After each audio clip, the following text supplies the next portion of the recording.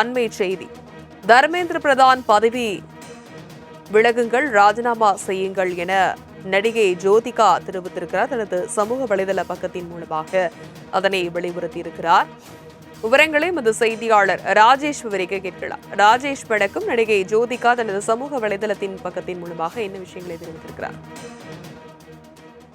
ராஜலட்சுமி, தர்மேந்திர பிரதான் அவர்கள் பதவி விலக வேண்டும் என்று நடிகை ஜோதிகா தனது எக்ஸலத்தின் வாயிலாக தெரிவித்திருக்கிறார். சமூக வலைதளங்களின் வாயிலாக அவர் தெரிவித்திருக்கிறார். அவர் ராஜினாமா செய்ய வேண்டும் என்ற கோரிக்கையையும் அவர் வைத்திருக்கிறார். குறிப்பாக இந்த நீட் தேர்வுத்தாள் கசிவு காரணமாக தொடர்ச்சியாக டெல்லியில் மாணவர்கள் உள்ளிட்டோர் போராட்டத்தில் ஈடுபட்டு வரக்கூடிய சூழ்நிலையில் இந்த போராட்டத்திற்கு எதிர்ப்பு தெரிவிக்கும் விதமாக பலரும் தங்களுடைய கருத்துக்களை பதிவு செய்து வருகிறார்கள்.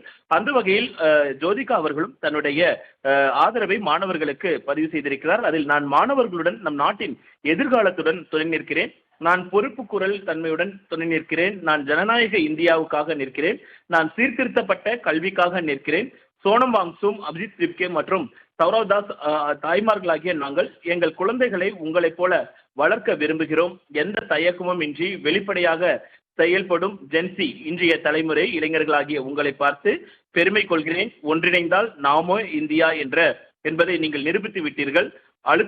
அழுத்தங்களை உடைத்தெறிந்ததற்கு நன்றி, எங்களை அச்சமற்றவர்களாக மாற்றியதற்கு நன்றி, ஜெய்ஹிந்த் என்று ஜோதிகா தனது சமூக வலைதளங்கள் வாயிலாக போராட்டம் நடத்தக்கூடிய மாணவர்களுக்கு ஆதரவாகவும் தரப்பான் அந்த ஜனதா கட்சிக்கு ஆதரவாகவும் தன்னுடைய குரலை கொடுத்திருக்கிறார்.